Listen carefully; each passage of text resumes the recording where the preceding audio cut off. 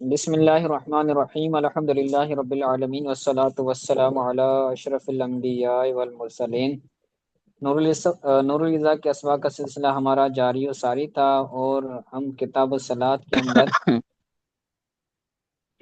نماز کے بارے میں پڑھ رہے تھے۔ گزشتہ جو ہمارا سبق تھا وہ تھا وتر کے بارے میں، تو اس کے دعائے قنوت کا مسائل ہو گئے، تو وہ بھی ہم نے پچھلے درس کے اندر گفتگو کی تھی۔ آج جو ہمارا فصل ہے وہ ہے نوافل کے بارے میں۔ تو اس باب کے اندر سنت موقدہ بھی بیان کی گئی ہیں، سنت غیر موقدہ اور نوافل کا بھی ذکر ہے۔ تو کہتے ہیں فصل فی بیان نوافل، یہ فصل نوافل کے بیان میں ہے، یہ فصل نوافل کے بیان میں ہے۔ کہتے ہیں سنتن سنتن مؤکدتن رکعتان قبل الفجر، کون کون سی رکعتیں، کون کون سی نمازیں، کون کون سی سنت موقدہ ہیں، اس کے بارے میں بیان کرتے ہیں۔ کہتے ہیں سنتن مؤکدتن رکعتان قبل الفجر، نماز فجر سے پہلے دو رکعتیں سنت مؤکدہ ہیں۔ مجہول کا ترجمہ بھی کر سکتے ہیں، معروف کا ترجمہ بھی کر سکتے ہیں، دونوں معنی درست ہیں۔ فجر سے پہلے دو رکعتیں سنت مؤکدہ قرار دی گئی ہیں، یہاں فجر سے پہلے دو رکعتیں سنت مؤکدہ ہیں۔ ورکعتان بعد الظہر، نماز ظہر کے بعد دو رکعتیں سنت مؤکدہ ہیں۔ وبعد المغرب، نماز مغرب کے بعد دو رکعتیں سنت مؤکدہ ہیں۔ وبعد العشاء، عشاء کے بعد دو رکعتیں سنت مؤکدہ ہیں۔ واربع قبل الظہر، اور ظہر سے پہلے چار رکعتیں سنت مؤکدہ ہیں، نماز ظہر سے پہلے چار رکعتیں سنت مؤکدہ ہیں۔ وقبل الجمعۃ وبعدها بتسلیمۃ، اسی طرح جمعہ نماز سے پہلے اور جمعہ نماز کے بعد، یعنی جمعہ کا جو فرض ہے، جمعہ نماز کا جو فرض ہے اس سے پہلے اور جمعہ نماز کے فرض کے بعد چار رکعتیں، چار چار رکعتیں سنت موقدہ ہیں، تسلیمتن، ایک سلام کے ساتھ۔ ایسا نہیں کہ دو رکعتیں پڑھیں پھر دو رکعتوں کے بعد دوسری دو رکعتیں پڑھیں، بلکہ چاروں رکعتیں ایک ہی سلام سے پڑھنا، یہ جمعہ سے پہلے، جمعہ نماز کے فرض سے پہلے اور بعد، یہ سنت مؤکدہ ہیں، چار رکعتیں۔ وندب اربع قبل العصر، اور نماز عصر سے پہلے چار رکعتیں مستحب ہیں۔ مستحب کہہ لیں، سنت مؤکدہ کہہ لیں۔ مستحب سنت مؤکدہ کے معنی میں یہاں پر استعمال ہوا ہے، سنت غیر مؤکدہ، بلکہ سنت مؤکدہ نہیں، سنت غیر مؤکدہ۔ ندبہ اربع قبل العصر، عصر سے پہلے چار رکعتیں مستحب ہیں، یعنی سنت غیر مؤکدہ ہیں۔ والعشاء وبعدہ، اور نماز عشاء سے پہلے اور نماز عشاء کے بعد بھی چار رکعتیں سنت غیر مؤکدہ ہیں، یا سنت غیر مؤکدہ مستحب ہیں۔ نماز عشاء سے پہلے چار رکعتیں ہو گئیں، اور نماز عشاء کے بعد چار رکعتیں کیسے ہوگی؟ نماز عشاء کے بعد نفل دو رکعتیں پڑھی جاتی ہیں، اور نفل کے ساتھ ساتھ سنت بھی ملائی جاتی، تو اس طرح یہ چار رکعتیں ہو جائیں گے۔ ٹھیک ہے، تو یہ عشاء سے پہلے، عشاء سے پہلے اور عشاء کے بعد چار چار رکعتیں سنت موقدہ ہے۔ اسی طرح عصر سے پہلے یہ بھی چار رکعتیں سنت غیر موقدہ ہیں، وہ بھی غیر موقدہ تھی، یہ بھی غیر موقدہ ہے۔ وہ ستن بعد المغرب، اور مغرب کے بعد بھی چھ رکعتیں پڑھنا، یہ سنت غیر موقدہ ہیں۔ اس سے مراد اوابین ہیں، نوافل اوابین، اوابل کی جو سنتیں ہیں وہ مراد ہے یہاں سے۔ 6 جو نفل پڑے جاتے ہیں دو دو سلام ایک ایک سلام کے ساتھ، تو یہ بھی مغرب کے بعد پڑھنا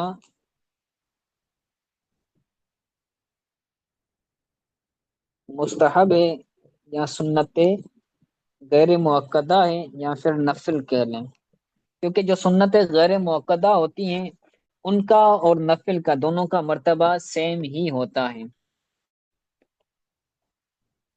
آگے کہتے ہیں وَيَقْتَصِرُ فِي الْجُلُوسِ الْأَوَّلِ مِنَ الرُّبَاعِيَّةِ الْمُؤَكَّدَةِ عَلَى التَّشَهُّدِ وَيَقْتَصِرُ فِي الْجُلُوسِ الْأَوَّلِ مِنَ الرُّبَاعِيَّةِ الْمُؤَكَّدَةِ عَلَى التَّشَهُّدِ۔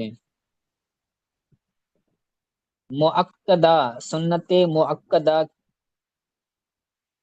4 سنت مؤکدہ کے پہلے جلسے میں، 4 رکعتوں والی سنت مؤکدہ کے پہلے جلسے میں صرف تشہد پر اختصار کرے گا۔ 4 رکعتیں پڑھ رہا تھا، تو 4 رکعتیں جو سنت مؤکدہ پڑھ رہا ہے اس کا جو پہلا جلسہ ہوگا اس کے اندر صرف تشہد پڑھے گا، تشہد پڑھ کر کھڑا ہو جائے گا اور پھر تیسری رکعت پڑھے گا۔ رباعیت المؤکدہ یعنی 4 رکعتوں والی سنت مؤکدہ، 4 رکعتوں والی سنت مؤکدہ کے پہلے جلسے میں صرف تشہد پر اختصار کرے گا۔ ولا یأتی فی الثالثۃ بدعاء الاستفتاح، اور تیسری رکعت میں تیسری رکعت میں دعائے استفتاح نہیں لائے گا۔ دعائے استفتاح سے کیا مراد ہے؟ پہلے بھی عرض کر چکا ہوں، اس سے مراد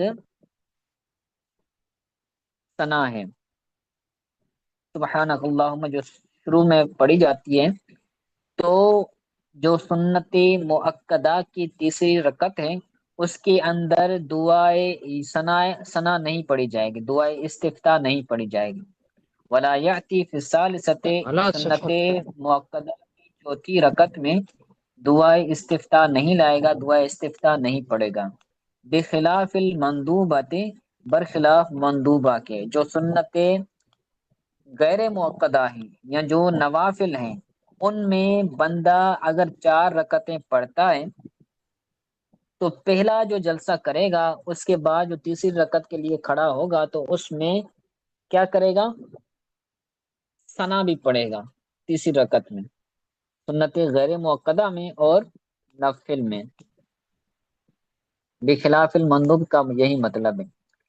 وَإِذَا صَلَّى نَافِلَةً أَكْثَرَ مِنْ رَكَعَتَيْنِ، اور جب بندہ 2 رکعتوں سے زیادہ نفل نماز پڑھے، اگر کوئی بندہ نفل پڑھتا ہے 2 رکعتوں سے زیادہ، 4 رکعتیں پڑھتا ہے یا اس سے زیادہ پڑھتا ہے، بہرحال وَلَمْ يَجْلِسْ إِلَّا فِي آخِرِهَا، اور صرف جلسہ آخر میں کرے، تو صح استحسانا، تو یہ درست ہے۔ اگر کوئی بندہ 4 رکعتوں والی نماز پڑھ رہا ہے نفل، اس کے اندر صرف قاعدہ اولا نہیں کرتا، صرف آخری قاعدہ کرتا ہے، تو یہ بھی درست ہو جائے گا۔ صح استحسانا، یہ بھی صحیح ہے استحسان کے طور پر، اور سجدہ سہو وغیرہ نہیں کرے گا۔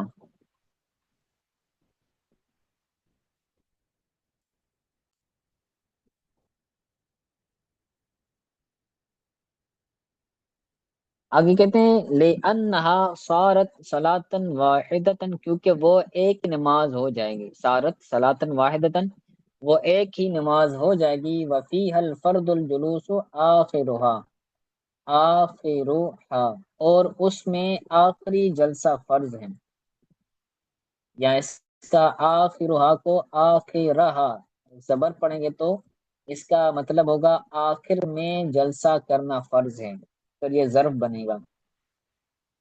4 رکعتوں والی نماز میں آخر میں جلسہ کرنا یہ فرض ہوگا، نہیں پڑھے گا تو نماز نہیں ہوگی۔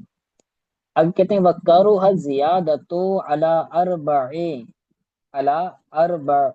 بِتَسْلِيمَةٍ فِي النَّهَارِ، وَكَرُهَ الزِّيَادَةُ عَلَى أَرْبَعٍ بِتَسْلِيمَةٍ فِي النَّهَارِ، دن میں 4 رکعتوں سے زیادہ نفل پڑھنا ایک ہی سلام سے یہ مکروہ ہے۔ وَكَرُهَ الزِّيَادَةُ عَلَى الْأَرْبَعِ،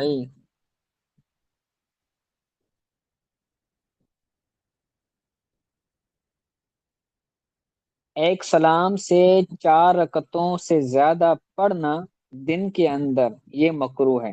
نماز نفل کی بات چل رہی ہے، اگر کوئی بندہ 4 رکعتوں سے زیادہ اس کے لیے مکروہ ہے، ایک سلام سے اس سے زیادہ نہیں پڑے گا۔ والا ثمانیۃ لیلا، اور رات کے وقت 8 رکعتوں سے زیادہ پڑھنا یہ مکروہ ہے۔ نماز نفل 4 رکعتوں سے پڑھنا، 4 رکعتوں سے زیادہ سلام ایک سلام کے ساتھ دن میں پڑھنا یہ مکروہ ہے، اور 8 رکعتوں سے زیادہ دن رات کے وقت پڑھنا یہ مکروہ ہے۔ رات کے وقت صرف 8 رکعتیں ہی پڑھے گا ایک سلام کے ساتھ، جسے تہجد وغیرہ کے حوالے سے آیا ہے۔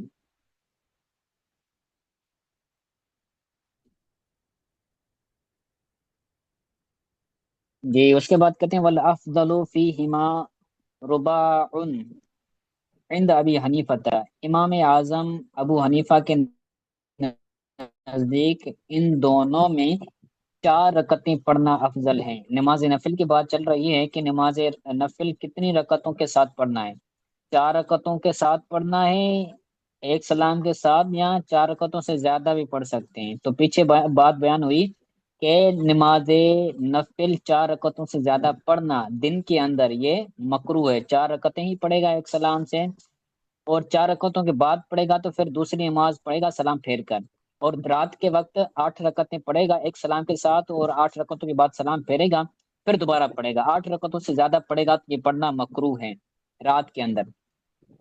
اب امام اعظم ابو حنیفہ کا بیان فرماتے ہیں کہ رات ہو یا دن ہو، دونوں میں افضل یہ ہے کہ 4 رکعتیں پڑھی جائے، چاہے دن ہو چاہے رات ہو، دونوں میں 4 رکعتیں نفل پڑھنا ایک سلام کے ساتھ یہ افضل ہے، 4 سے زیادہ نہ کریں۔